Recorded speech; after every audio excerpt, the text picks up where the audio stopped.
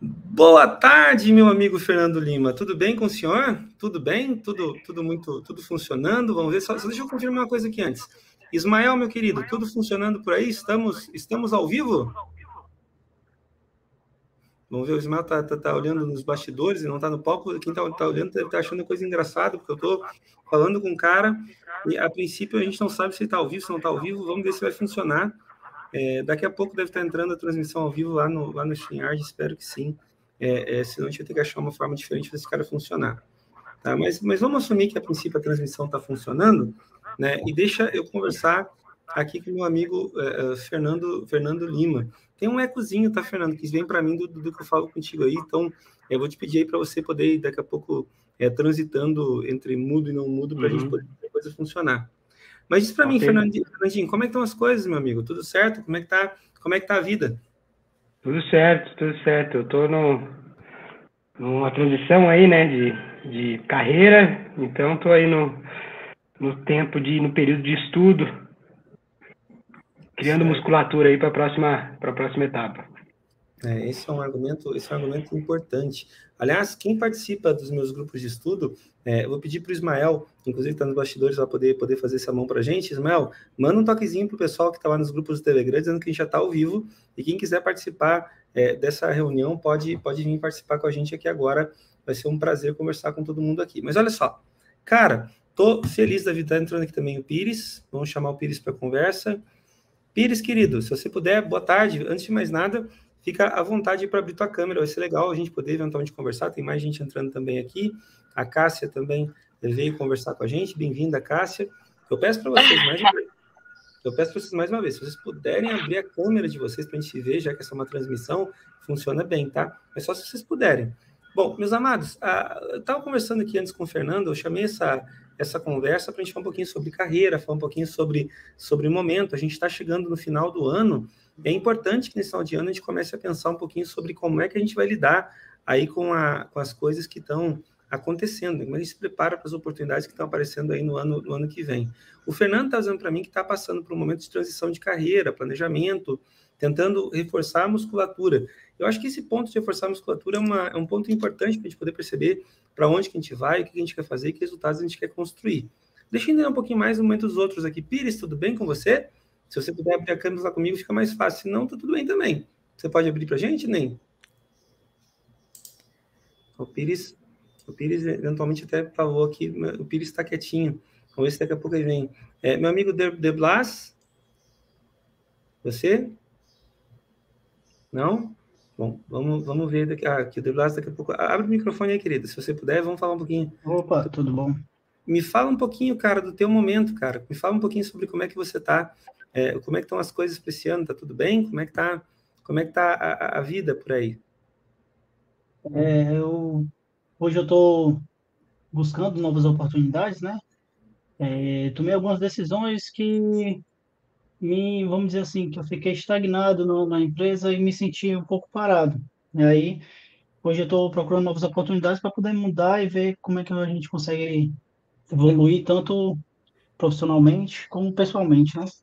Ok. Você está buscando novas oportunidades no momento. Então, repara, o Fernando está em uma de transição de carreira, o Debas também está buscando novas oportunidades, também é uma forma diferente de dizer que está em muita de transição de carreira, muito bom. Deixa eu perguntar, Bruninho, você está com o microfone, já que você está com o microfone aberto, se você puder abrir sua câmera, tudo bem, se não puder, também aceito, mas e você, Bruninho, como é que você está, Bruno Santos? Me fala um pouquinho desse seu momento. Bom dia, pessoal. Estão me ouvindo? Tô te ouvindo maravilhosamente bem. No momento não dá para abrir a câmera, peço desculpa aí, mas eu estou em busca de me aperfeiçoar mesmo. Tá. E quem sabe no futuro aí procurar outros caminhos, né? Certo. Perfeito. Ou seja, está em busca de aperfeiçoamento, querendo crescer na carreira também. Muito bem. Você veio para o lugar certo, né? Você veio para o lugar certo, a gente vai falar um pouquinho mais sobre isso. Bom, eu vou fazer o seguinte, para a gente poder ter uma conversa legal aqui, eu vou deixar, tem aqui o Cristiano está entrando, aos poucos algumas pessoas que participam dos meus grupos de estudo estão engajando aqui nessa conversa. Eu vou tentar falar sobre algumas coisas para vocês, lançar para vocês algumas ideias, né? E nesse meio tempo, enquanto eu lanço algumas ideias, vocês fiquem à vontade, por favor, para participar. Levantem aí a mãozinha virtual, se vocês tiverem alguma questão. Se não quiserem levantar, a gente está num grupo pequeno também, não precisa esperar pela mãozinha virtual, pode me chamar para conversa aqui, que eu vou ter um prazer em responder vocês, tá? A primeira coisa que eu acho que é importante, eu acho que esse momento do ano, principalmente, ele tem esse impacto na vida da gente, né? É a gente entender que esse momento de carreira, esse momento de tentar evoluir na carreira, ele é normal para muita gente, né? A gente tem, sim, aí demandas para poder fazer a coisa funcionar, a gente tem eventualmente que se planejar aí para pensar no que funciona melhor ou pior, mas a gente tem que fazer isso tudo de uma maneira estruturada. A gente precisa, eventualmente, pensar em como que a gente consegue se estruturar para poder avançar de uma forma mais consistente. E aqui eu quero promover para vocês um primeiro insight que eu acho que é tremendamente importante, relevante aí para a nossa discussão. O insight é o seguinte, amados, embora geralmente pessoas de tecnologia, principalmente, fazem muito isso, embora ter competências novas seja algo fundamental, você desenvolver uma competência, você trabalhar uma competência seja algo fundamental, o que determina de fato nosso mais sucesso ou menos sucesso na carreira não é tanto, ou não é principalmente, não é somente as nossas competências, mas é a nossa reputação. Ou seja, a forma como nós somos reconhecidos no mercado, a forma como, assim, se você sabe fazer alguma coisa e você é muito bom fazendo essa coisa, mas você não é percebido como alguém que é bom em fazer essa coisa, você eventualmente vai bater na trave, tá? Porque você não vai receber do mercado as oportunidades que você deveria estar recebendo, dada a tua competência. Então, essa é a primeira provocação que eu quero fazer para vocês. A segunda provocação, para quem está pensando em transição de carreira, cara, o que determina a grana que você faz? Né? O que determina a grana que você faz, diretamente, é a quantidade de raridade associada àquilo que você faz. Quanto mais raro é uma coisa, mais valor percebido essa coisa tem. Entende? Quanto mais rara é uma coisa, maior é o valor percebido que essa coisa tem. Então, quanto mais raro você é resolvendo algum tipo de problema, oferecendo algum tipo de solução, mais valor você tem. Se você faz alguma coisa que todo mundo faz, você acaba tendo o teu preço determinado pelo mercado. Entende? Agora, quando você faz alguma coisa que o mercado está habituado, que o mercado não tem à disposição, não tem de maneira muito, ou seja, nem todo mundo consegue resolver, essa coisa tem mais valor. Então, raridade e utilidade. Eu falo sobre a raridade útil. Então, Fernando, que está em transição de carreira, De Blas, que eventualmente você também está pensando em alcançar novos rumos, em crescer, qual é a primeira coisa que você deveria se concentrar para poder planejar o ano que vem, fazer o ano que vem um ano grande? O que você faz e que capacidade você tem que, eventualmente, você tem e não é tão comum no mercado e que é percebido como útil por outras pessoas. Esse talvez seja o grande ponto. O que te diferencia? Né? O que você faz que torna você alguém diferenciado como oferta para o mercado? Se você não tiver isso claro, né, eventualmente fica difícil você fazer com que os outros percebam valor em você. Se você tem alguma coisa que você tem como diferencial, mas as outras pessoas não sabem que você tem como diferencial, aí você tem aquilo que eu chamo de recurso não percebido, que se converte somente em custo. Então, seja você técnico ou não técnico, a primeira grande pergunta que você tem que fazer quando você vai fazer gestão da carreira e evolução da carreira é exatamente no que eu sou bom, né? E que eu percebo que o mercado tem demanda por, ou seja, é algo que está escasso. Quando você consegue combinar essa visão de escassez e raridade, escassez e utilidade, você acaba também criando uma visão de valor. Né? Faz sentido para você, De Blas, essa ideia? Essa ideia faz sentido para você, não? Faz muito sentido. Agora, o difícil que eu percebo é, tipo assim, como você que está dentro do meio já, que você está, vamos dizer assim, você já ouviu falar daquela, uma parábolazinha que um sapo dentro da chaleira, e você esquenta lá, ele morre sem perceber que queimou, né? Como você está dentro desse ambiente e conseguir perceber algo para você se diferenciar? Eu concordo com você. O grande ponto, De Blas, assim, ó, não pode ser algo que você espera que vai acontecer, não é algo que vai acontecer naturalmente, entende? Não é algo que vai aparecer para você como, nossa, do nada, agora eu estou vendo isso faz sentido para mim, entendeu? Você vai ter que pensar nisso de maneira deliberada. E aqui, De Blas, cabe um outro raciocínio para te ajudar a pensar, tá? Para começar a pensar sobre isso, para começar a planejar o teu pensamento. O raciocínio é o seguinte, ó, nós que somos técnicos, com muita frequência, a gente pensa muito nas soluções que a gente oferece para o mundo, entende? Cara, o que você faz que só você faz e que ninguém mais faz? Mas, na verdade, ninguém paga por solução de problema, tá? As pessoas pagam por alívio de dor. Deixa eu explicar isso um pouco melhor. Não é necessariamente... Eu, por exemplo, sempre uso esse exemplo de maneira recorrente. Eu sei que eu sou um cara que tem problema para lidar com peso, né? E eu sei que eu sou um cara que busca, eventualmente, a vida toda, soluções para lidar melhor com o meu peso. O problema todo é que eu já sou especialista, eu já sei como perder peso, eu sei que eu tenho que comer certo, eu sei que eu tenho que fazer exercício, e eu sei que eu tenho que, eventualmente, dormir bem. Essas 3 coisas são fundamentais para perder peso. Agora, se eu focar na solução do problema, é muito difícil alguém chegar para mim com alguma coisa diferente disso. Lemar, vou facilitar aí tua rotina de treino, vou facilitar para que você coma menos, mas é difícil que essas coisas me sensibilizem e que faça eu dar valor para aquilo. O grande ponto é o seguinte, ó, qual é a dor associada a eu ter esse peso um pouco mais alto? Eu tenho uma frase que eu gosto muito, que é dor latente, desejo ardente, tá? Qual é a dor das pessoas, qual é a dor do Lemar, que o Lemar sente em ser um cara mais gordinho? Na prática, o que eu procuro é um alívio para essa dor. Então, por exemplo, cara, eu não sou... por exemplo, eu odeio a ideia de ir comprar roupa numa loja e não poder comprar a roupa que eu quero, eu comprar a roupa que tem à disposição. Então, por exemplo, esse é um ponto que me conecta. E aí, Derbas, respondendo a tua pergunta agora de forma mais objetiva, mais direta, cara, é exatamente praticando o que eu chamo de empatia. É você, eventualmente, olhar dentro do meio em que você está e tentar perceber nesse meio quais são as dores que as pessoas estão sentindo. Não são os problemas que elas têm para resolver, mas quais são as dores que eventualmente as pessoas sentem. Por exemplo, no meio técnico, por exemplo, tá? Muitas vezes existe uma distância entre o que gente do negócio fala e o que gente de tecnologia entende.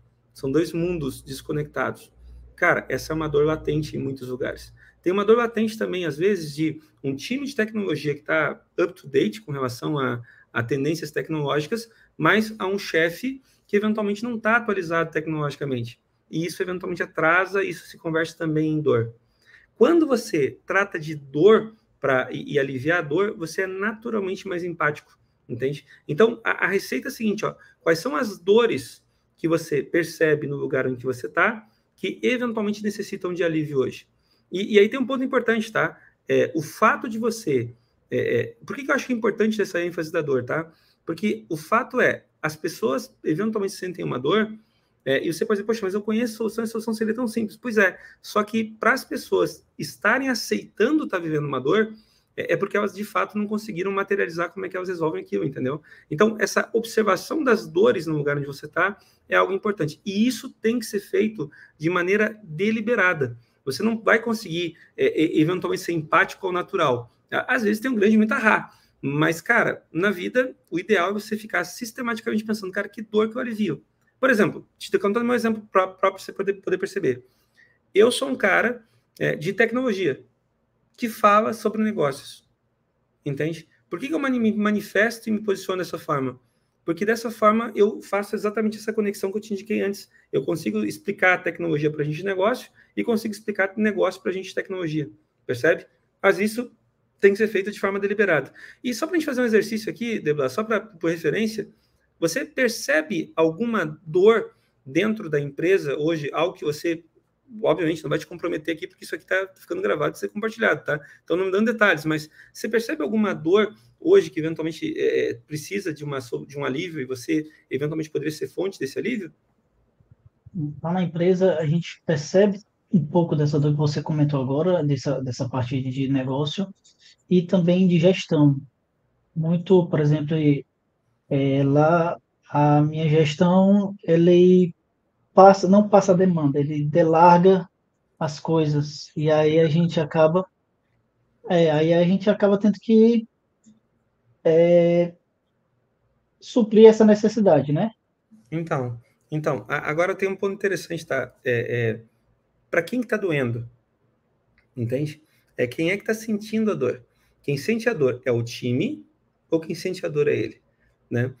A pessoa que paga o teu salário, a princípio, é o teu chefe, percebe? O cara que garante que você tem acesso à oportunidade é ele. Se eventualmente a dor percebida foi uma dor do time, você corre o risco, eventualmente, de não conseguir. Você vai adicionar valor para a empresa, sem sombra de dúvidas, mas daqui a pouco isso não vai se converter em mais resultado para você. Percebe? A dor que você resolve tem que ser uma dor percebida por quem te paga. Então, assim, ó, qual é a dor que eventualmente teu chefe tem em função disso estar acontecendo? E ele percebe isso como dor ou não? Entende? Então, esse é o grande ponto, né? Se a dor for dos teus colegas, cara, legal, você daqui a pouco vai até criar uma moral maior no time, mas isso não vai reverter para você melhores resultados. Então, pensa um pouco sobre isso. Agora, eu vou te dizer uma coisa, tá? Se o time inteiro sente essa dor, é provável que o teu chefe tenha uma dor também, entende? Qual é a dor dele? Esse é o ponto importante. Qual é a dor dele que você consegue resolver? A dor dele, por exemplo, daqui a pouco cara, eu não me sinto reconhecido e percebido por esse time. Eu me esforço tanto para poder passar as atribuições para ele, para o time, manter o pessoal trabalhando e tudo mais, e as pessoas estão sempre reclamando de mim. E, cara, pode ser uma dor de verdade. Aí, eventualmente, vem um grande ponto, cara. Aí você pode até resolver as dores dos dois, mas, de novo, tá? A dor que vai te ajudar a progredir na carreira vai ser a dor de quem está disposto a pagar por isso. Entende? Resolver essa dor na empresa, mas não, é uma dor que ninguém está disposto a pagar por, não vai te ajudar a avançar, né? E, aliás, pode jogar problema para você.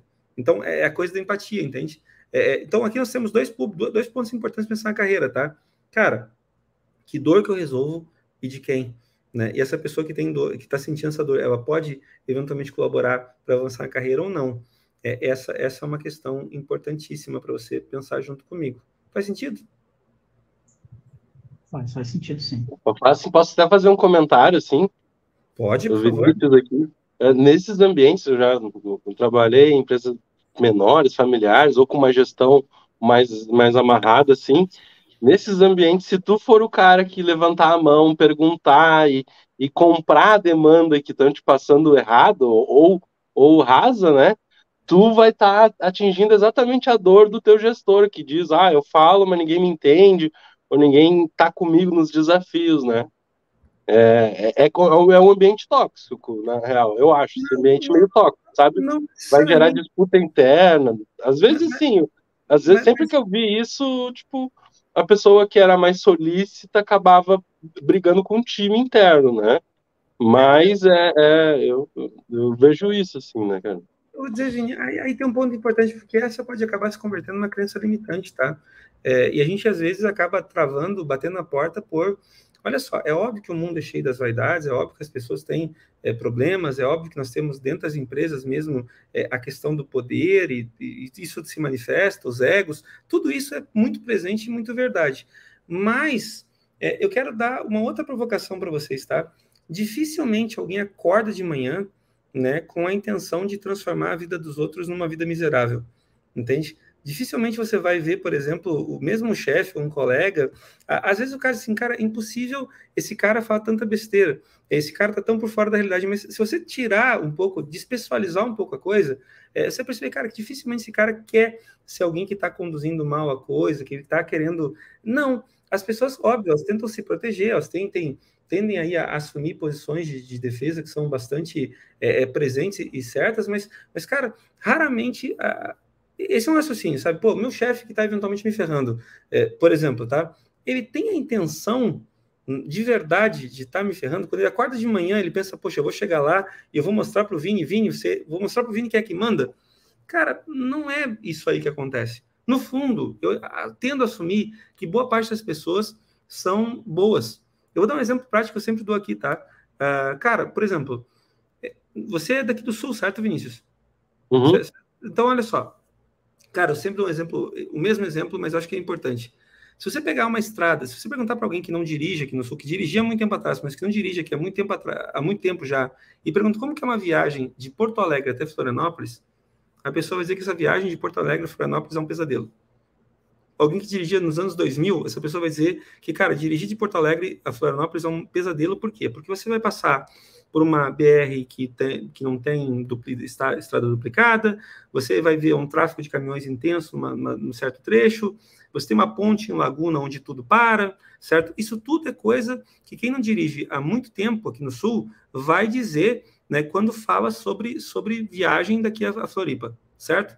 Agora, se você perguntar para alguém que fez essa viagem recentemente, essa pessoa vai dizer que a viagem daqui até Floripa é uma viagem tranquila, porque o caminho está todo quase duplicado, você tem uma ponte em laguna que é quase uma atração turística, então essa viagem daqui até lá, na verdade, é uma viagem boa.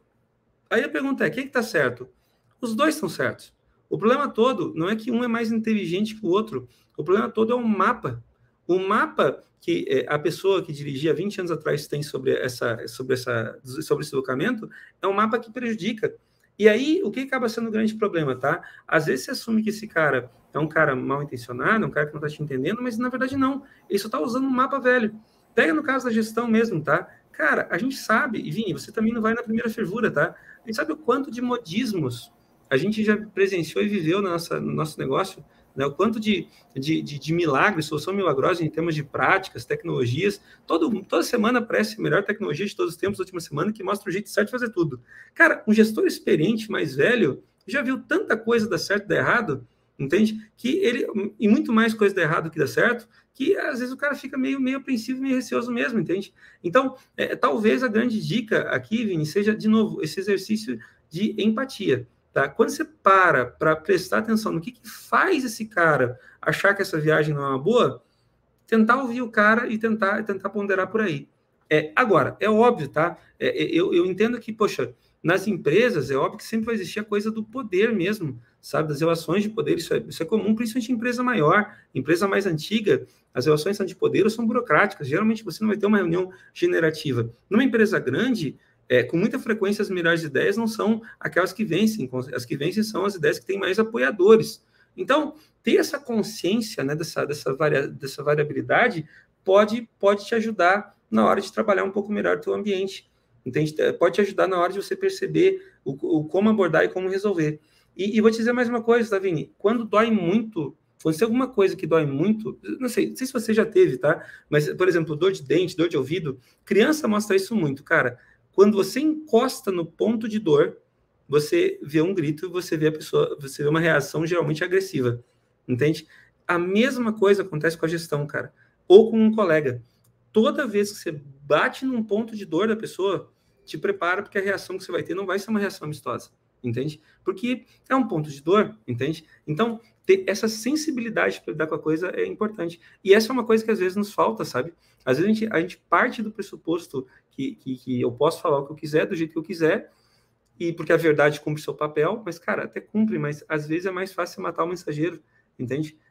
E esse acaba sendo o grande ponto. Mas volto de novo aquele argumento, tá? Você tem que escolher, na hora que você vai escolher, pensar em como avançar na carreira, qual é o segredo? E aí, recapitulando para quem está acompanhando a gente aqui agora, tá?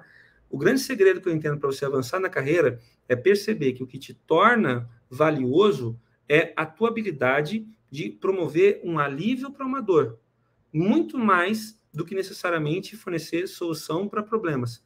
Qual é a dor que você resolve? E, importante, né? Na hora que você foca na ideia de ter um alívio para uma dor, tem que ser uma dor, primeiro, percebida e de gente que eventualmente está disposta a pagar por esse alívio. Né? De novo, você pode oferecer um alívio maravilhoso, mas para gente que não consegue te pagar nada. Então, vai te transformar numa pessoa melhor, uma pessoa mais querida, mas não necessariamente vai te colocar na posição de quem vai conseguir avançar na carreira. Por exemplo, naquela dicotomia que o De Blas estava trazendo para aqui antes, cara, eu tenho o meu time sofrendo a dor de receber uma tarefa delargada por uma chefia. Cara, você aliviar a dor dos colegas vai te transformar no ídolo da galera. Se eventualmente o seu chefe não te matar antes. Em contrapartida, se você resolver a dor do chefe, cara, porque assim, ó, de novo, assumindo que esse chefe não quer ser ser odiado, né? Se você conseguir resolver a dor dele, você resolve a dor dele, resolve a dor do time e consegue maior reconhecimento. Então, o segredo está nisso, entende? Qual é o alívio, para que dor você consegue fornecer alívio? E esse é o ponto para você fazer venda, tá? Porque a venda é sempre... E quando eu falo venda aqui, gente, é venda de ideias, venda de qualquer coisa. A venda é sempre sobre aliviar uma dor, né? Se você não estiver aliviando uma dor, cara, você não vai vender, né? A pessoa não compra uma coisa porque ela é boa. A pessoa compra uma coisa porque ela precisa. E mais, quanto maior a dor, mais a pessoa está disposta a pagar. Eu sempre uso a analogia do dentista, tá? Cara, eu vou fazer uma limpeza de dentes. Quanto você paga por uma limpeza de dentes? Cara, depende da região aqui, tem muita gente nos acompanhando que são de regiões diferentes, mas aqui na minha região, cara, R$400 por uma limpeza de dente tá muito bem pago. Na minha região, tá? Daqui a pouco em São Paulo, meu Deus do céu, em outros lugares, R$400 é muito dinheiro. Mas assim, assume R$400 como muito bem pago. Agora é o seguinte, ó, eu posso até cogitar pagar um pouquinho mais do que 400, se por acaso o dentista for uma coisa de outro mundo, né? O atendimento for uma coisa de outro mundo, mas, cara, não vai ser muito mais do que isso. Por quê? Porque limpeza de dente é uma coisa que eu faço em todos os lugares. Agora vamos para outra, tá? É final de semana e me estoura uma dor inacreditável de dentes. Eu tô com o meu dente, assim, estourando de dor. Sabe, todo mundo aqui já teve dor de dente, né? Aí você vai no plantão e o plantonista sempre te olha, cara, eu consigo resolver essa tua dor agora, só que ela vai custar R$3.000. Vai ser um alívio instantâneo, mas vai custar R$3.000. Se você tiver R$3.000, você paga.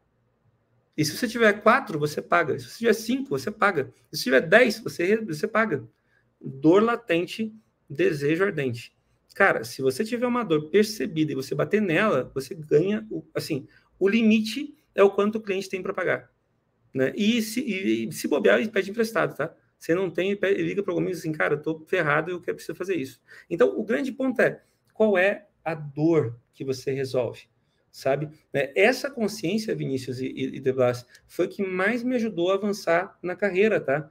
Porque quando eu comecei a perceber que eu resolvia dores e não que eu vendia soluções, aí eu comecei a ser um cara que eventualmente começou a ter, primeiro, mais facilidade para vender e também uma remuneração melhor, porque eu comecei a perceber que quanto mais latente fosse a dor, eu me concentrava em desenvolver competências para poder resolver essa dor. Agora, tem outro ponto também importante, tá? Só vale a pena você resolver dor se as pessoas souberem que você sabe resolver essa dor. E aí passa para o seu ponto importante. Você tem que, de alguma forma, primeiro, desenvolver essa competência para resolver essa dor, mas, de alguma forma, fazer com que as pessoas saibam que você quer resolver a dor, que você tem condições de fazer isso. E aí, grande ponto, né, cara? Aí vem a escala, né? Tipo, que competências você tem que desenvolver e, principalmente, que competências tem que demonstrar para mostrar que você consegue ser o alívio da dor, que você tem essa solução para vender. Quando você consegue fazer isso, aí você achou a forma certa de fazer o teu marketing. Então, marketing não é jogar confete em cima de você, dizer o quanto é você bom resolvendo as coisas, mas olha, dando evidência de que você consegue ser alívio para a dor do outro. E aqui tem mais uma coisa interessante, só para poder continuar essa discussão também. Tem uma frase maravilhosa, que é terrível de se entender, mas o Clóvis de Barros Filho, que é um filósofo que vocês devem conhecer bem, o Clóvis ele fala essa frase com uma frequência danada para ilustrar, naquele vídeo tem Abril, inclusive que todo mundo conhece, ele chega a mencionar ela, né? Eu adoro aquela frase, assim, ó, o ciclo de consagração social, olha, eu decorei para você ter uma ideia como eu gosto da frase, um ciclo de consagração social tem tanto ou mais valor quanto maior for a distância entre o consagrador e o objeto consagrado. Meu Deus do céu, mas aí tu criou uma confusão danada. Não entendi. Então, deixa eu simplificar. Olha só. Elemar, você consegue resolver essa dor? Eu respondo, sim, eu sou muito bom fazendo isso. Ok, isso tem um valor.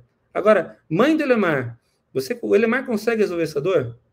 Olha, sim, ok, isso tem um pouquinho mais de valor, porque já não sou eu, é outra pessoa falando. Mas ainda assim está muito próximo, é minha mãe. O Maicon, o Elemar consegue resolver essa dor? Nossa, o Elemar consegue. Tem um pouquinho mais de valor. O Maicon trabalha comigo, tem relação comigo, beleza? Mas, mais valor que a minha mãe, porque não é a mãe do Elemar falando, beleza? Já alguém mais distante. Quanto maior a distância entre quem fala que você consegue resolver uma dor e você, ou seja, quanto maior a distância entre o consagrador e o objeto consagrado, maior valor tem o ciclo de consagração. Então, o que acaba sendo interessante, tá? O bom marketing não é construído em cima de você falar bem de você mesmo, mas é você levar as pessoas a falarem bem de você. Em que sentido? No sentido da dor que você resolve, entende? Então, se você conseguir fazer com que pessoas cada vez mais distantes comecem a falar que você, eventualmente, consegue resolver dores, cara, isso tem muito mais valor do que você dizendo sobre, entende? Essa é a ideia da prova social. E aí, o que acontece? Por que, por exemplo, muitas pessoas vêm estudar comigo sobre algoritmos, sobre arquitetura, sobre um monte de coisa? Porque muita gente que não sou eu fala que eu faço bem isso, entende? Se fosse só eu falando na internet, nossa, olha só, veja, eu sou muito bom. Cara, isso geraria até uma certa antipatia, né? Pô, cara chato, né? Fica falando bem dele mesmo, né? Pois é, eu sei que isso não funciona. Então, a minha estratégia de marketing, isso tem que ser pensado e planejado, a minha estratégia é levar o outro a falar bem de mim. Mas falar bem de mim em que sentido? Naquele sentido da dor que eu resolvo. E essa dor, mais uma vez, quanto mais solitário eu for em fornecer o alívio para essa dor, mais valor percebido eu tenho. Esse ponto é importante, Vini. Agora, tem outro ponto também que é importante, tá? Sabe o que não ajuda a vender? Ser inimigo de quem compra. Vou dar um exemplo prático aqui agora, tá? Quem é que define quanto é que o De Blas eventualmente ganha? O chefe dele. A pior coisa que pode acontecer é o chefe dele ouvir que eventualmente ele considera ele um delargador. Cara, assim, ó, eu não vou comprar de um cara que fala mal de mim, entende? Esse é um ponto importante. Então, como é que eu consigo fazer essa argumentação? Como é que eu consigo sensibilizar o cara? E aí vem outro ponto importante, tá? Eu só acredito em quem tem dor, em quem sabe resolver a minha dor, de gente que sentiu uma dor igual a minha. Entende? Então, quanto mais você conseguir demonstrar que entende a minha dor, cara, você consegue entender a minha dor? Consigo entender a tua dor. Isso envolve empatia. Cara, o que faz o chefe ser um delargador? Por que ele faz isso? Assim, qual é o motivo dele fazer isso? Ele faz isso porque ele não tem conhecimento, ele faz isso porque, eventualmente, a empresa, como um todo, não dá estrutura e tempo para ele poder entregar, ele faz isso porque os colegas, daqui a pouco, não facilitam a comunicação, porque toda vez que ele tenta falar alguma coisa, ridicularizam ele por ele não estar tão atualizado tecnologicamente. Sabe, por exemplo, cara, o erro normal que eu vejo de gente técnica, os caras excluem o chefe da discussão, porque, a princípio, entendem que o chefe vai só atrapalhar na conversa. Cara, eu tenho que explicar toda hora pro cara uma coisa que ele não entende. Pois é, só que é o cara que te aprova. E aí, exato, não vai me explicar, lindo? Tá bom. Então, já que eu não entendo, e eu não vou admitir nunca que eu não entendo, certo? Então, mas já que eu não entendo, eu não aprovo. Toda vez que alguém encontra alguma coisa que não entende, duas reações acontecem, tá? Ou a pessoa foge, ou a pessoa luta contra. Cara, então assim, teste de unidade. Um exemplo mais velho que andar para frente, mais comum, com relação à computação, e eu vejo de existência. Nós queremos o teste de unidade. Não deixo. Por que eu não deixo? Primeiro, porque a primeira coisa que eu falar vai ser fugir da conversa, não é necessário. E quando eventualmente você me convencer que eu deveria estar prestando atenção nisso, aí eu falar, cara, não serve para nada. Né? E vou usar todas as minhas forças do mundo para te provar que não serve para nada. É a reação natural do cara que não sabe. O cara que não sabe fala mal ou foge. É a mesma coisa que acontece com o IA agora. Tem a galera que eu vejo assim, cara, IA, que perda de tempo, esse negócio só erra. Erra mesmo. Mas só que o problema não é que ela está errando, o problema é que você está usando ela errado. Mas, Homer Simpson, né? A culpa é minha, põe o que eu quero. Então, o problema é da IA que não me entende. Quando ela ficar madura, eventualmente a gente usa. Cara, de novo, como é que você resolve isso? Familiariza, facilita, empatia. Como é que eu faço para reduzir as barreiras desse cara? E, de novo, tá? Como é que eu consigo atenção? Cara, isso aqui é uma dor tua. A gente vai ter que aliviar essa dor. E o remédio para aliviar essa dor talvez seja amargo à primeira vista, mas é necessário frente à dor. Entende? Então, De Blas, assim, o primeiro ponto é praticar empatia. E olhar no entorno de quem define qual é a grana que você ganha, qual é a dor que é sentida. E se você quer ir para o mercado, cara, qual é a dor do mercado? E posso te contar um segredo triste, De Blas?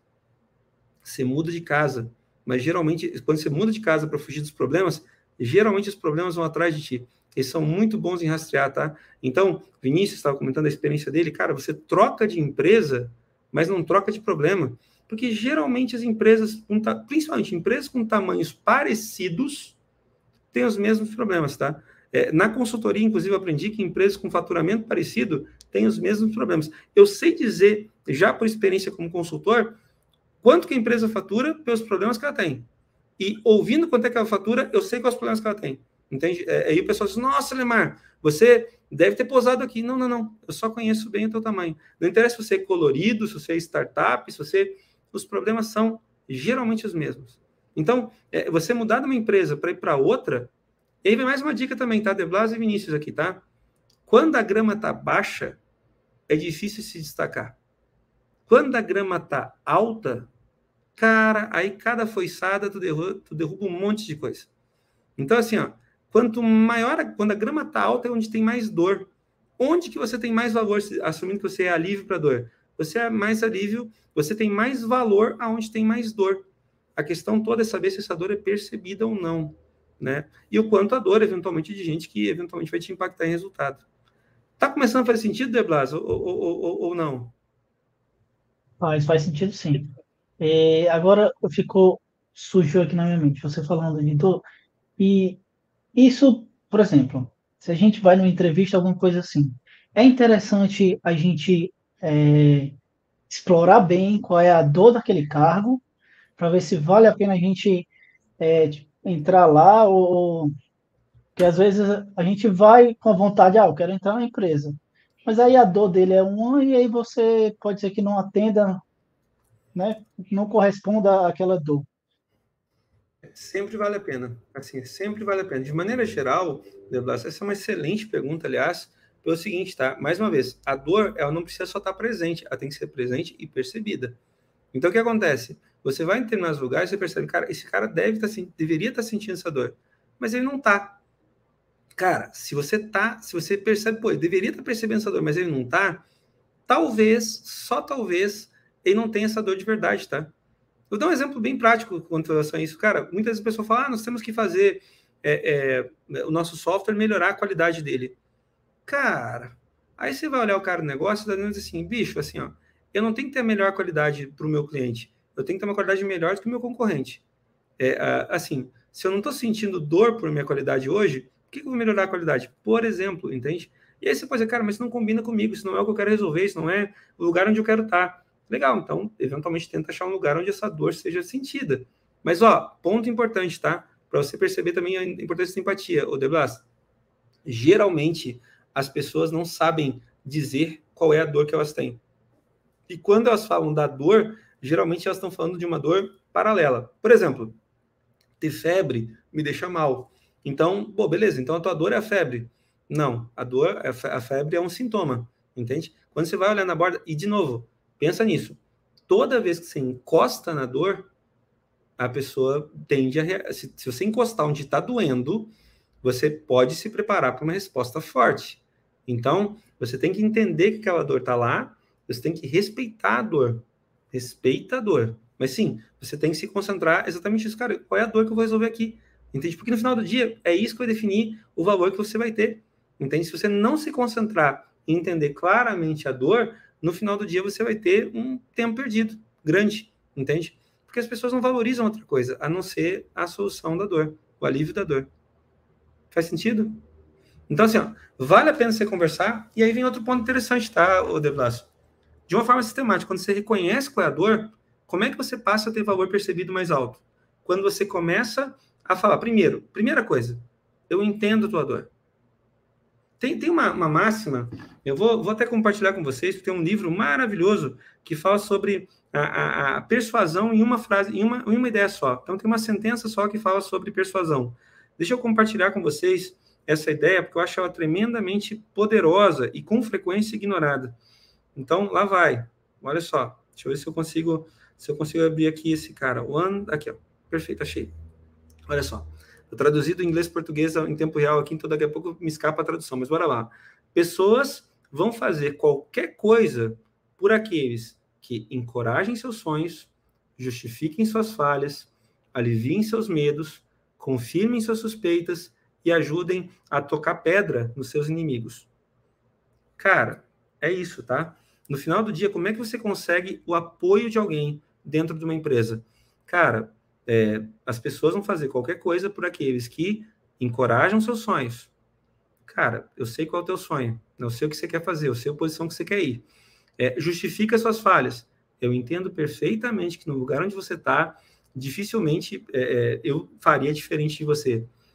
Eu entendo as tuas falhas, eu te aceito, sabe? Não estou sendo mais um para te condenar. Você é um delargador, mas não é à toa, meu filho. Eu entendo por que você faz isso. Terceiro, alivia seus medos. Cara, mesmo você sendo esse cara que daqui a pouco não está tão conectado, dá para você poder se recuperar.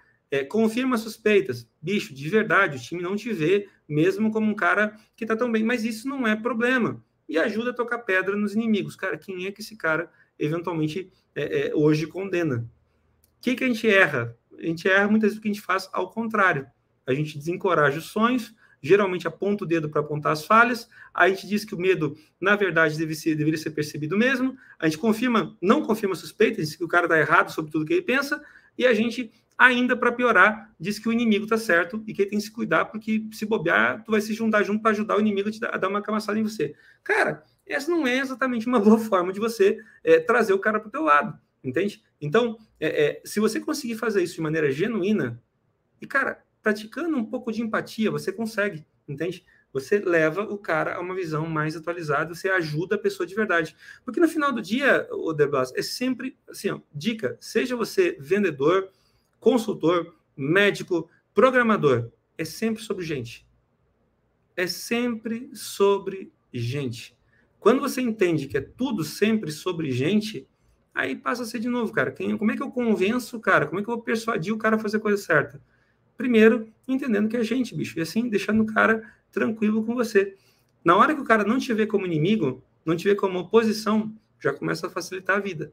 Agora, se o cara percebe você como oposição, como inimigo, bicho, aí fechou de vez, entende? Eu já não quero, eu já entro preparado para me defender. Quem nunca entrou em contato com suporte técnico para perceber, já preparado assim, cara, eu já vou entrar para brigar. Ou então, quem teve que ir para uma loja, cara, assim, você vai para a loja, assim, o produto veio com defeito, você vai para tentar, já sabe que você vai brigar para poder trocar o aparelho, trocar o produto. Aí na hora você tem que a surpresa, putz, cara, não precisei brigar. Do outro lado, o cara disse assim, não, beleza, poxa, deu problema no teu aparelho, fica tranquilo, a gente, assim, fica tranquilo que a gente vai resolver para você.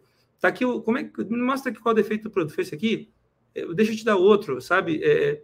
De verdade, realmente, eu entendo aí, quando você tem essa reação um pouco mais agressiva, porque não é tão comum o mercado trocar, isso não faz sentido. Pô, o cara virou teu amigo. Nunca mais, mesmo que na próxima vez que você for tratar com ele, ele não consiga te dar solução, se você fizer esse roteiro de que eu destaquei aqui, você já vai ter conquistado um amigo fiel para os próximos passos, entende? Então, De Blas, é sobre isso, tá? É sobre encontrar a pessoa e identificar a dor. Encontra a pessoa e identifica a dor. E, principalmente, te credencia para ser a solução dessa dor, o alívio dessa dor. Se você conseguir ter o alívio para a dor, cara, aí, eu falo, cara, eu fui especialista durante anos em conseguir aumento de salário, em ganhar mais, tá? É sempre sobre aliviar a dor, entende? E aí, a gente, tem muita gente que erra na hora de pensar em planejar carreira. Não, vou fazer um curso Mega Blaster no MIT e vou voltar falando sobre inteligência artificial e, cara, legal, o RH coloca lá pré-condição de cargos e salários para poder, mais ou menos, justificar e fazer controle sobre quem entra em cada posição. Mas não é o MIT, não é esse curso. Cara, se você não conseguir demonstrar um alívio de dor tangível a partir desse conhecimento novo, cara, o cara pode até te pagar mais, mas te paga um contragosto, sabe? Diz assim, putz, não tá resolvendo, eu não posso. Aí vem outro ponto, ó. O que faz o cara que paga o teu salário continuar pagando o teu salário e querer que você fique lá? A princípio, isso tem relação com alguma dor que ele sente. Mas o ponto todo é que outra dor você consegue resolver. Entende? E essa é a capacidade que você tem que correr atrás para fazer. Isso independente da posição que você está. Faz sentido para você, meu amigo Alexandre Machado? Você que está aí quietinho. Alexandre, mentorado de longa data, estudando com a gente também. Me fala, Alexandre, como é que estão as coisas para ir bonito no ambiente? Você pode falar agora ou está ruim o ambiente? Posso falar sim. A gente estou no escritório de Porto Alegre aqui, estamos acostumados com o híbrido, né? Então, todo mundo aqui tem as suas reuniões, então tá tudo certo. E tá bem, esse aqui são as cores antigas da Warren, né? em cima, que a gente mudou um pouco a marca ali, tem um rebranding rolando aí, mas tá tudo bem, cara, é prazer falar contigo de novo aí, faz tempo que eu tenho 2 cursos pagos contigo, eu não tô conseguindo acompanhar, porque, enfim, a agenda não tá me deixando, mas com o Hotmart lá guardando tudo, uma hora eu acompanho. Não, tem um clube de estudos, né? Tem a parte do clube de estudos, e a vantagem é que você tem as reuniões, e elas vão acontecendo, né? Então, mas, quer ver de novo? Que eu posso, como é que eu pego o Alexandre, que é meu cliente, e detono ele? Poxa, Alexandre, mas é uma questão, tempo não é sobre ter ou não, é sobre prioridade. Então, você deveria estar priorizando essa cara. Pronto, comprei o discurso do chato, e vai dizer, não vou aguentar esse cara. O que eu digo? Cara, primeira coisa, te entendo perfeitamente, querido. Realmente, esse ritmo de transformação, empresa que está passando por rebranding, filho pequeno em casa, esposa precisando de ajuda, tudo isso, no meio de tudo isso, você ainda achar tempo para conseguir participar de um grupo de estudo, para vir bater papo, isso não é uma coisa fácil. Então, eu te entendo. Muito bom. Segundo ponto que vem na sequência, cara, mas olha só, como que com tudo isso você vai garantir que você vai estar se mantendo atualizado para cumprir seus objetivos, não só dentro de casa, mas também na empresa. A empresa está passando por uma transformação, por um rebranding. Como que você se mantém alinhado com esse rebranding? Como que você, eventualmente, mostra prontidão para isso? Essa é uma dor que, eventualmente, ele tem. Por que o cara paga a participação num grupo de estudo sem poder participar? Porque, sem sombra de dúvida, você percebe, cara, eu precisaria desse assunto, eu só não estou tendo tempo para ver agora. Né? E eu digo, beleza, o que eu tenho como oportunidade, Cássia, aqui? É tentar achar outras formas de tornar a vida do Alexandre mais fácil, assumindo a dor dele, que é, cara, eu não quero ser o pai ausente, eu não quero ser o esposo que não apoia, eu não quero ser o funcionário que não está entregando as coisas no prazo. Essa é a dor. Qual é o alívio que eu consigo entregar nesse cenário? Entende?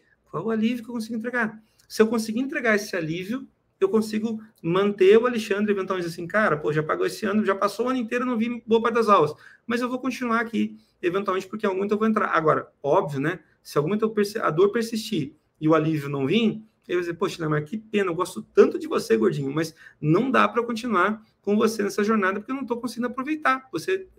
Eu reconheço o valor da solução, eu reconheço que eu tenho um problema, mas, e aí vem um ponto maior, tá? Frente à hierarquia das dores do Alexandre, talvez a dor que ele percebe eu como resolvendo não seja a dor que está gritando mais agora. A dor que está gritando mais agora está em casa com o filhote, está em casa, está na empresa entregando. Então, na hierarquia das dores, a minha dor tem um valor menor. Percebe? Né? Daqui a pouco eu tenho que dizer assim, cara, como cuidar de crianças do jeito certo? Né? Exemplo, tô brincando, que eu sei que ele foi pai há pouco tempo, que, cara, ele fazia mentoria comigo e nas aulas de mentoria tava lá com a criança no colo, saca? Tipo, fazendo... Só que agora o tempo passou, o bichinho que tá querendo atenção diferente, não é só colo, é outra coisa. E tem mais um vindo, Lemar, que tu não tava sabendo. Tá na barriga. Cara, parabéns, parabéns. Mais uma? Parabéns, irmão. Assim, ó, no final do dia, e no final do dia, a vida vale pelos momentos que a gente passa de qualidade com as pessoas que vivem com a gente, né? A vida vale por isso, pelas coisas boas que a gente faz com as pessoas que a gente ama, né? A vida, no final da vida, vai ser disso que você vai recordar com saudade, potencialmente, né? Então, que bom que tá vindo mais um aí, mais uma Bacuri. Tem que fazer essa empresa, então, estourar de vez aí para ganhar mais dinheiro para poder pagar as contas que agora vão dobrar. Muito bem, muito bem. Vou te contar uma coisa triste, tá? Não vai dobrar, não. Quando você junta 1 mais 1, na verdade, não é 2, fica 2,45, tá? Aumenta, vai crescendo aí. Não tem desconto na creche, tem um monte de ajudas aí, né? Pois é. Muito bom. Aproveita as roupinhas, tudo, vamos aproveitando. Muito bom, muito bom, muito bom. A gente tem que falar mais.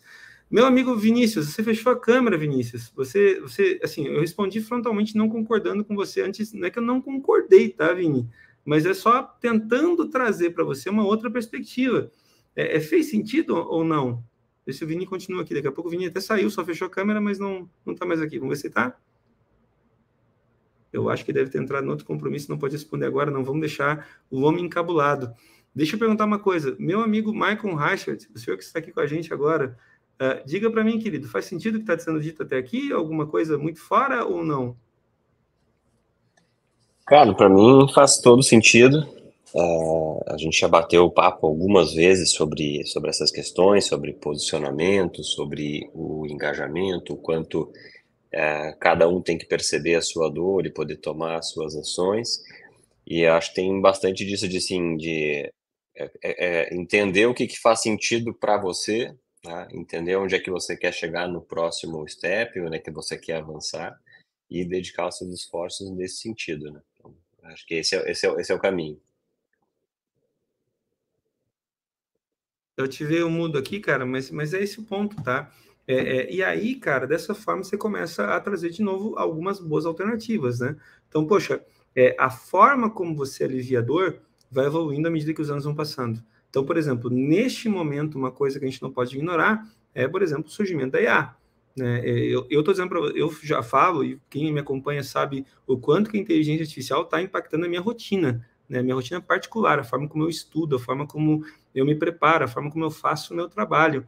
E esse passa a ser um ponto importante, né, cara? Você conseguir fornecer alívios para a dor, alívios para as dores de maneira mais efetiva, mais fácil, mais simples, doendo menos. No final do dia, e esse é um outro ponto interessante também, viu, De Blasi e Alexandre, vale para você também, pensando aí nessa linha. Cara, cada vez menos eu fico procurando sobre os grandes transformadores, sabe? Nossa, eu tenho que oferecer alguma coisa absolutamente diferente do que eu estou fazendo hoje. Cara, isso é interessante, mas não é tão visível. E aí, De Blasi, talvez esse seja o outro desafio para você achar no que focar. Às vezes a gente fica focando numa coisa grande demais, mas na prática, quase sempre o alívio mais percebido é aquele que torna aquilo que você faz todos os dias um pouco mais fácil. Como que eu consigo pegar aquilo que eu faço todos os dias e me dar uns minutinhos a mais aqui? Por exemplo, no caso de um cara sem tempo como o Alexandre, que está vindo com 2, como que eu torno aquilo que ele faz todos os dias um pouquinho mais fácil? Não é sobre o grande ganho, a coisa transformacional. Eu estava falando com o Michael outro dia sobre isso, né? Não é sobre você começar a adicionar, por exemplo, um monte de features, ferramentas novas, né? Ou então, sobre produtos da Apple, a gente estava falando, cara, o louco do ecossistema não está numa grande feature, está na soma dos benefícios da plataforma. Quando você vai somando os benefícios, no final do dia, você vê uma grande transformação, um grande valor. E esse passa o grande ponto, entende? Então, não precisa ser necessariamente uma coisa revolucionária, você precisa de soma de pequenas coisas que vão aliviando a dor, sabe? Até porque eu vou dizer mais uma coisa para você, tá? Quanto maior for a coisa, maior a resistência a essa coisa, tá? Tudo aquilo, mandei outra dica prática, tá? Tudo aquilo que é difícil de explicar é difícil de vender. A Cássia, que é vendedora por excelência, sabe bem disso, tá? Tudo aquilo que for difícil de explicar vai ser difícil de vender. É a mesma coisa contar uma historinha. Sabe aquela historinha difícil? Ah, Lemar, não sei se vocês já viram que tem um meme na internet do cara que está sonhando, né? E a esposa dele, em sonho, aparece dizendo para ele, nossa, fulano, hoje, né, vamos, aquela coisa, no momento deles lá, e ela aparece, me chama, a mulher se chama, tipo, Maria, e ela aparece, me chama de Eduarda. E ele assim, poxa, mas por que Eduarda não me chama de Eduarda? E tá bom, vem cá, Eduarda. E Eduarda. E aí corta a cena e tá ele na cama com a mulher dele, olhando para ele, dormindo, falando Eduarda. Aí ele acorda e vê de cara com a mulher dele, a Maria, olhando para ele. E ele diz assim, cara, não vai dar para te explicar por que eu tô falando Eduardo no sonho. Não tem como eu te explicar. Se é difícil de explicar, vai ser difícil de vender. Assim, ó, se você desenvolve uma expertise que só você tem e você não desenvolve uma expertise para poder falar sobre isso, cara, se é difícil de explicar, vai ser difícil de vender. E esse talvez seja o grande desafio, sabe? Como que a gente torna aquilo que a gente faz bem feito algo fácil de explicar? Como que eu faço isso? Né? Como que eu gero esse processo? O grande problema é que às vezes a gente se concentra muito em desenvolver uma competência, mas não se preocupa em como é que a gente vende, explica aquilo que a gente faz. Se a gente não se preocupa em explicar fácil, cara, fica difícil de vender. Dentro da empresa, em casa, para os filhos, para qualquer pessoa. O primeiro passo para você vender qualquer coisa é explicar de uma forma que todo mundo entende. Então, por exemplo, cara, por que isso alivia a minha dor? Um exemplo recente, tá? Cara, vamos lá. Nosso amigo não, porque não é meu amigo, né? Mas enfim, o cara da Tesla, né, o Elon Musk, não vou entrar aqui no passo de, cara, não vou nem dizer que é o Elon Musk, vamos destacar como sendo a Tesla, tá? Para não falar que é o Elon, que foi, porque a pessoa diz, não foi o Elon, foi a empresa, então bora lá. A Tesla, né, precisava deixar claro que o carro dela, essa nova SUV, andava para um caramba. Cara, como é que eu vou explicar isso? Poxa, eu posso mostrar dados de cavalos, questão do peso do torque, um monte de coisa para poder explicar que aquele carro anda para caramba. Muito bom, né? Só que, pô, difícil de explicar, difícil de entender.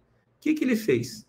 Bom, vamos pegar um carro que anda para caramba, um carro que é reconhecido por andar para caramba. Porsche 911. Ok, é o carro mais rápido do mundo? Claro que não. Tem pelo menos uns 50 carros que andam mais do que a Porsche 911. Tem pelo menos 50 carros no mundo que andam mais que a 911. Mas a Porsche é tão reconhecida por andar pra caramba que, inclusive, tem uma música que fala que, tipo, eu sou imparável, eu sou um Porsche sem freios. Né? Não vou cantar aqui para não... Mas, sabe aqui? I'm unbreakable... Não, I'm unstoppable. I'm a Porsche with no brakes. Cara, aquilo é genial, velho.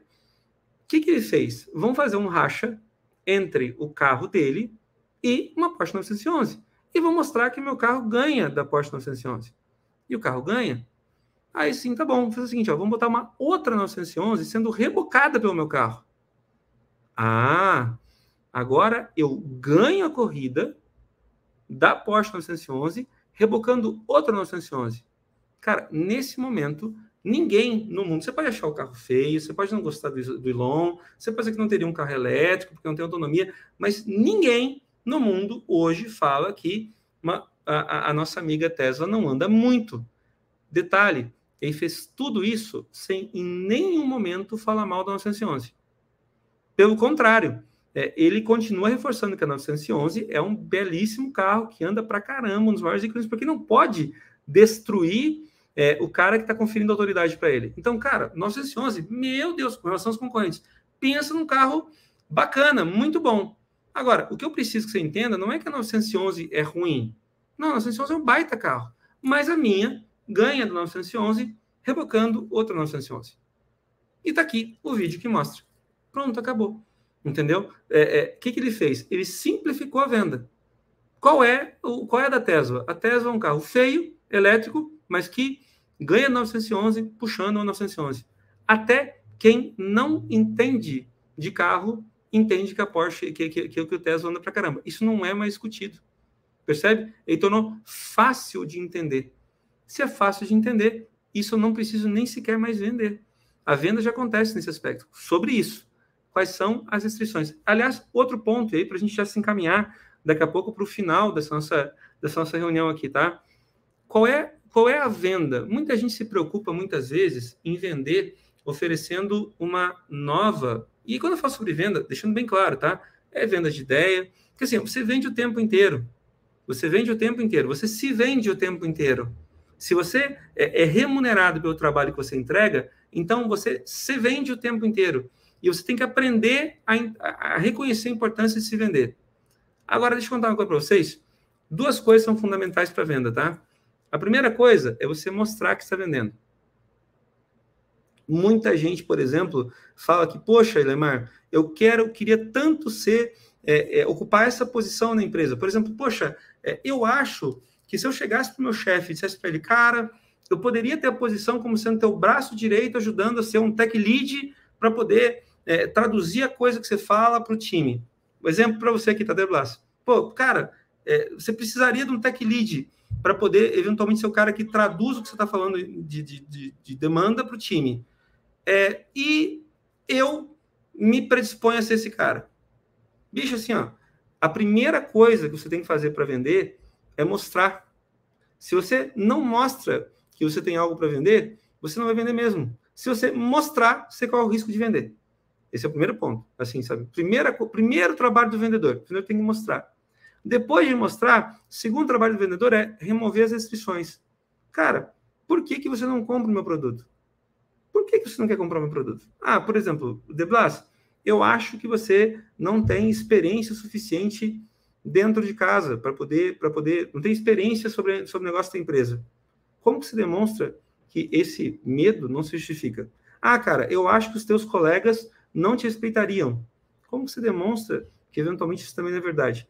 Vender é mostrar e depois remover as restrições. Quando você mostrou e removeu as restrições, por exemplo, queremos aplicar teste de unidade aqui em casa, termo técnico, entendeu? Uma ideia.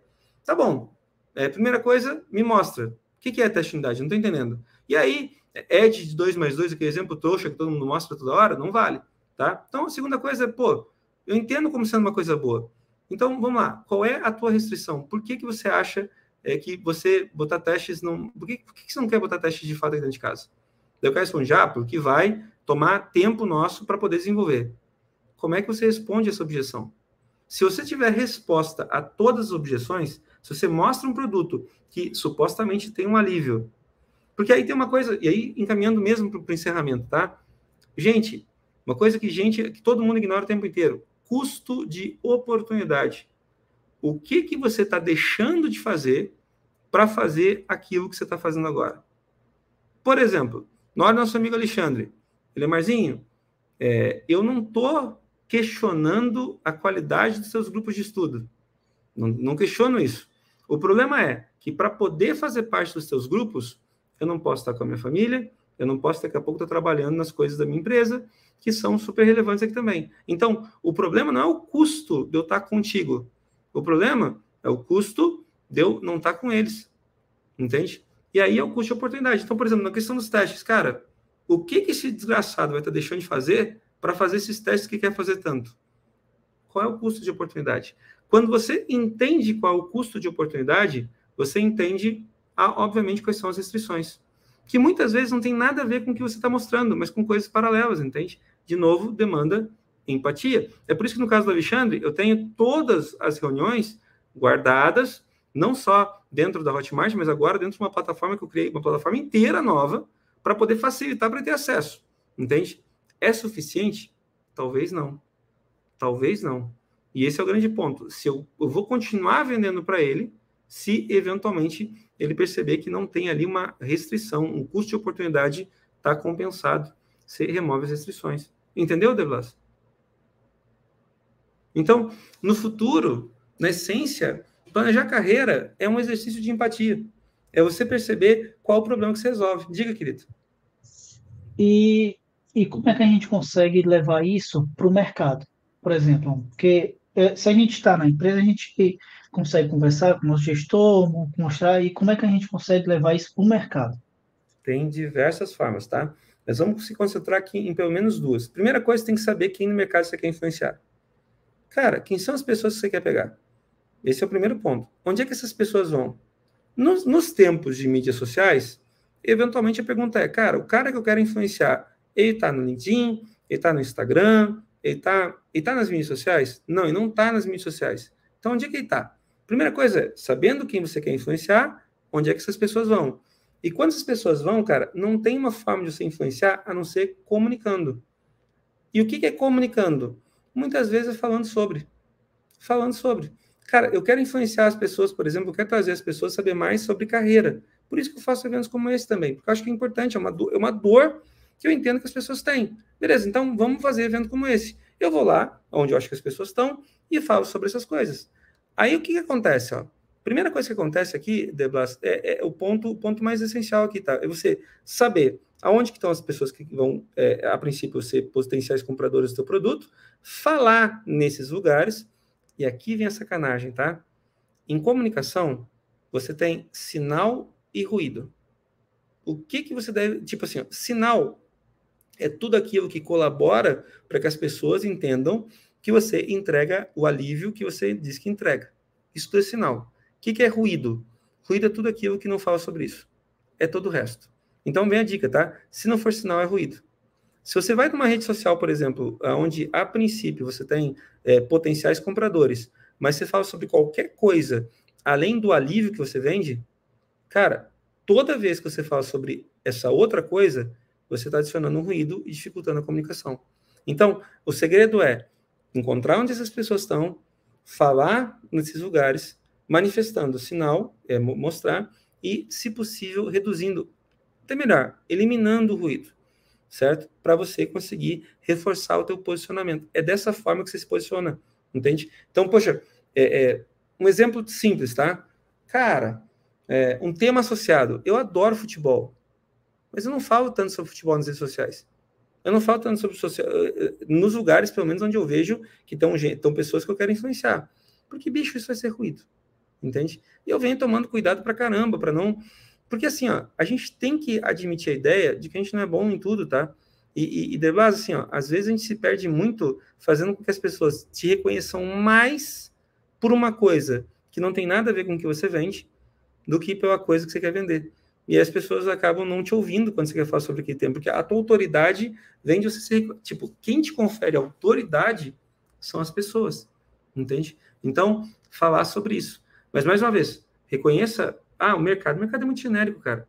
E o ponto todo é, onde é que estão primeiro, quem são os influenciadores, quem são as pessoas que você quer influenciar e como você estabelece comunicação com essas pessoas. Esse é o teu processo ativo de construção de reputação. É sobre isso que a gente fala no grupo de reputação e marketing pessoal. Como é que você chega melhor e mais fácil nessas pessoas, entende? Faz sentido? Assim, parece muito fácil. E sabe qual é a sacanagem? É muito fácil. Parece muito fácil e a sacanagem que é muito fácil. Tem uma conversa maravilhosa. Estava conversando hoje com o Michael sobre isso. Tem uma conversa entre o R.R. Martin e o Stephen King, né, na internet. E tem uma hora, o R.R. Martin, para quem não está associando a pessoa, é o autor das Crônicas de Gelo e Fogo, que deu origem a Game of Thrones, que é a série lá da TV. Quando eles começaram a filmar Game of Thrones, eles presumiam que, poxa, não vai ser problema, porque essa série vai ter 6 anos, e só falta o último livro, e a princípio, quando chegar no final, esse cara vai ter publicado o último livro. Então a gente vai conseguir fazer uma série fiel aos livros.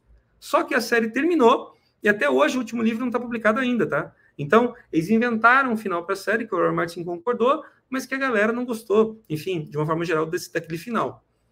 E ele estava conversando com o Stephen King. Stephen King, poxa, é um autor super conhecido, todo mundo já viu pelo menos algum filme, alguma coisa que foi baseada num livro do Stephen King.